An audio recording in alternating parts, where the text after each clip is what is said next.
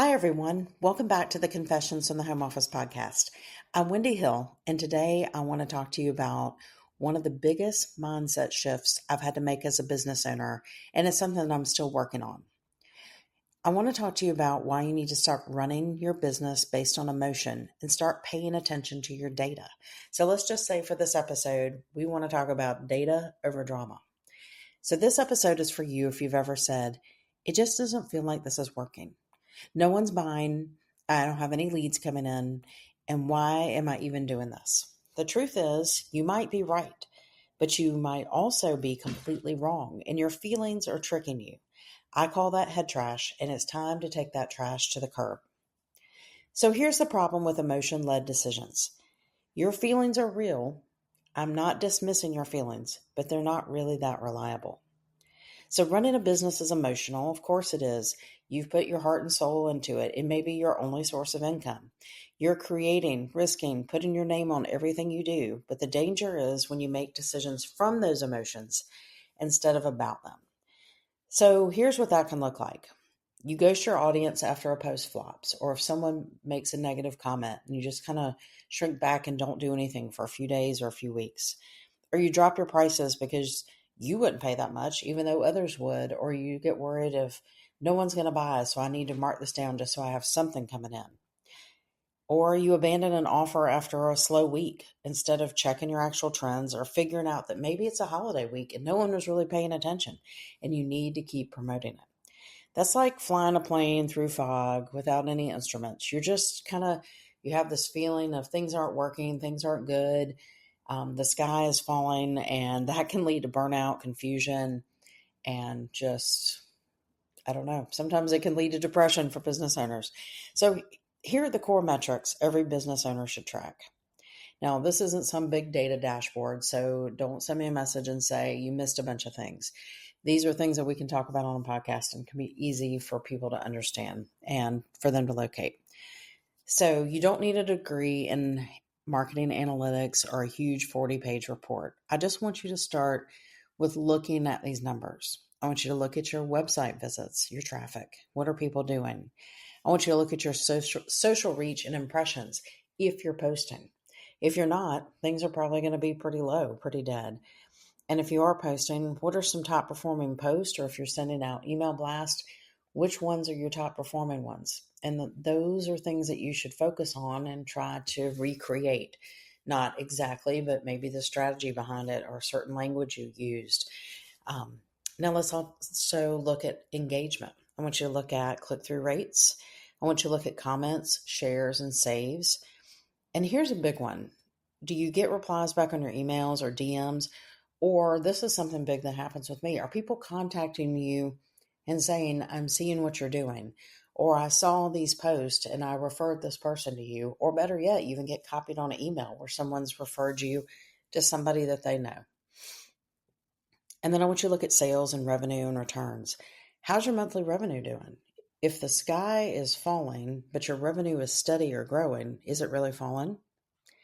How are your conversion rates? How many leads are turning into customers? What's the lifetime value of a client, or what's their average spend? Is that doing okay? And I want you to look at your ROI on your ad spend or your collaborations. Now, if there's things that are just tanking and tanking over time, and even after adjustments, yes, that's something that you need to yank, change, whatever. But if you track nothing else, I want you to start with these, because once you know what's happening, you can do something about it. Otherwise, you're just stressing out, filling your head full of head trash, thinking everything is crashing and burning, when I have the feeling that it's probably not.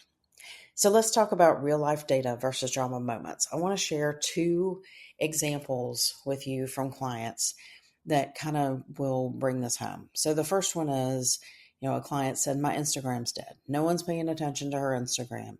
She was ready to give up. But, when you go in and you pull the insights back in the back end of Instagram, the stats were starting to show us what really was going on. Her reach was up over the past 30 days. It was around 45% of an increase. What was a real issue? She had not created a call to action with her post. So people were looking, but they really didn't know what to do after that. So that was easy to fix. And remember, most of us are our own worst critics. We think things are worse than they really are. And I think it's hard when you put things out on Instagram. You've created the post, you've created the graphics, you've created the content, so you've put it all out there, and if people don't start liking it and commenting on it right away, you feel like it's failed and it's flopped. No, that's really not the case. People are just bombarded all day long with things, and think about when you're scrolling, how many new things are popping up. So it's really good to look at the stats, look at the insights. And then the second example is a client said, they launched a rebate program, and then they said, well, no one's done anything about it. I've had a couple of calls, but no one's done anything about it. Well, the rebate offer is a huge undertaking. It's a huge project for the customer, but they did get a couple of sales after a few months. And when they looked at the numbers, they had only promoted it twice. And that email list only had 200 people on it. So that was a 2% conversion rate. That's really not that bad. The issue wasn't the offer. It was the marketing runway. You need to send more than just 2 emails about something. So, like I was saying a minute ago, everyone is bombarded. It takes multiple exposures. Maybe it's not just emails. Maybe it's things through social media. Maybe it's an article on LinkedIn. Maybe it's a testimonial from the first customer who actually went through with the rebate program. So I hate to break it to you, but people are not waiting to see what you do next most of the time. You have to interrupt them.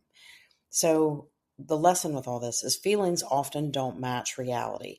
And without data, you can't make confident decisions. So here's how to build a data-first mindset. First, I want you to ask yourself, where's the proof? Before you panic over something or you decide to completely change your business, I want you to look at the data. Is it really not working? Or are you just tired, hungry, or emotional? And I get it. I can be all three and think, I just want to shut the computer and be done from time to time, because there's usually other things going on too, or it's just been a Monday on a Tuesday. I want you to track weekly, but only really review monthly. So if you can take a few minutes once a week, I know I talked a couple episodes ago about blocking off maybe twice a week to work on your personal branding. Maybe you tack this on to the end of it, pulling your stats and reviewing your metrics. And then once a month after you close out your month, or after everything's in, sit down and really look at things, and do it when you've had some sleep, maybe a little caffeine, and you're not completely distracted. And I want you to detach personally from all this. Your data isn't judging you. It's just the numbers. It's telling you what's working, what's not. Just learn from it. It's just kind of like looking at your checkbook, looking at your bank balance. It's just the facts. And then I want you to look at the 80-20 rule. I know that gets brought up a lot, and people probably think that's overused. But really, what's driving 80% of your results in your business? And I want you to focus on that. A lot of us end up working on the 20% in our business that doesn't really create revenue. And that's when you need to grab an intern, a part-time employee, a virtual assistant, somebody who can help you. You don't have to bring somebody on the payroll full-time, but someone that you can offload the stuff that's not driving revenue, train them, create procedures for that, and give that to them. And then I want you to get really curious about things instead of being critical. And this is hard. Instead of saying that promotion failed, I want you to ask yourself, why didn't this convert? I want you to replace being shameful with being strategic. Sometimes we need some bumps so we can get better with things. So this shift isn't going to happen overnight. But once you start seeing your numbers as guides instead of grades or judging you, you'll feel so much better in control. But I want you to hear me out. Emotion still has a role. It's just not the leading role anymore. I'm not anti-feelings. We all need to have feelings. We all need to have emotions. And your gut instinct matters. Sometimes your gut's trying to tell you something, but maybe it's not for what's going on that moment. You still need to address it. You still need to have passion. But emotion can't be completely in control. Or anytime we had a really bad day, we might fire all our clients and we might be done with business. We don't want to do that. I want you to take that passion and try to make things better. Maybe it's a sign that you need to network some more. Maybe you need to connect with people that you haven't talked to in a while more. Maybe you need to create something better or new for somebody. But I want you to let the data decide where you're going to go next. So if you're feeling burned out, instead of throwing everything away, shutting the laptop, I want you to think, am I spending too much time on the wrong things? What really drives results that I enjoy doing? And what can I automate? What can I outsource to somebody part-time? Or what can I get rid of? Is there something I'm doing I don't even need to do anymore? I want the data to clear all the fog for you so your feelings can guide you on the how, but not take over what. And if things get really bad, I want you just to step away for a few hours. I think I've said that multiple times on this podcast. I think changing your scenery, going out and doing something for a few hours can completely clear your head. So here's your reminder. Feelings are valid, but they're not always facts. And in business, facts just help you grow. So the next time you want to quit something, lower your prices just so somebody will buy, or throw in the towel, I want you to stop. I want you to look at your numbers and then decide on that. And use your feelings to kind of help out with your business, but I want your data to lead it. So that's it for this episode of Confessions in the Home Office this week.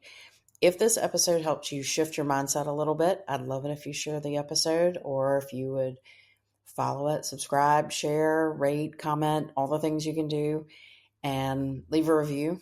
It really helps more than you know. So I'll be back next week, and I hope this helped, and I hope everybody will have a great week, and I'll see you next time. Thanks.